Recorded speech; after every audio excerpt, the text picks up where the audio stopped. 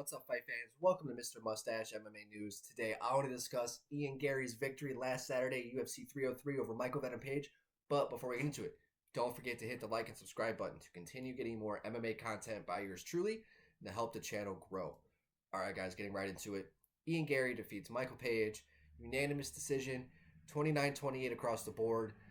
In a fight where, he did what he had to do to get the victory. Didn't really look all that good doing it. You know, it's one of those few cases where a guy's stock almost drops in victory. You know, Michael Page stays the same. You know, he went out there against a guy who was, I think ranked number 7 in the world, undefeated, 10 years younger. So, Page went out there and really, I think he was almost taking more of the risk than Garry was. Garry had more to prove, I think, in that fight than Michael Venom Page did. And as for Garry, first round, went out there, utilized his grappling, almost finished the fight. I gave Garry 10-8 in the first round. His dominance and him almost finding that choke.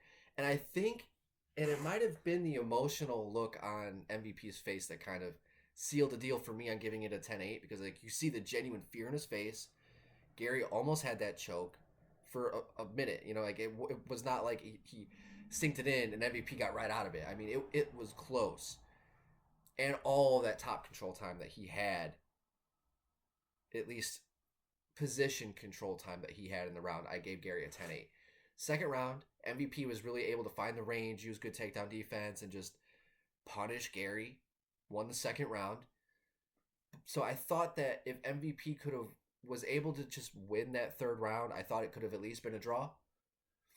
And he did good enough, but then Garry was able to just utilize his grappling a little better. And I forgot, I think MVP, didn't he give up some sort of top position, which was very strange. I think that he just didn't want to get caught in a submission, like a triangle or some sort of armbar. I think it was just something he was trying to avoid. But that kind of fucked him. And then Garry just kind of utilized his own grappling instead and was able to just use top position to kind of finish off the fight. And, clearly it wasn't working for him in the second round for Garry in the striking department. So he had to do what he had to do to get the victory. Is it the performance that anybody wanted? No, of course not, right? So I hate where he goes out there. Like, I dusted him. No, it was just, I hate that shit. But I think moving forward, you got to give him somebody now who is about his age, similar record. And what I mean by that, an also undefeated prospect that's within the top 10, and that is Shavkat Rakhmonov. They've trained together at Kill Cliff. There's a story behind it. There's footage. Shavkat even came out and said, hey, dude, because I know Garry called him out and said that he'd like to be the one to take his O away and that they've spent time together. And Shavkat's like, dude, you guys don't even know those training sessions worked out in the end. All right, sure, let's go. So that's, I think, is the fight to make. I know that you want to make that fight as a title fight down the road, but I don't know if Garry's that guy now. And now I think you give him against another guy who everybody else is avoiding, and is Shavkat Rakhmonov. As for Michael Venom Page, Wonder Boy. That's the fight to make. They made this fight with Garry to see if MVP can possibly get a title shot with Leon Edwards. I think if he went out there, dusted Garry, or even got a big victory, we could have seen Leon Edwards if Leon got past Bilal. We could have seen him an MVP. So I think they're giving him that opportunity to see if he can go out there and get a UFC title shot. But now that he lost to Garry, 37, 38 years old,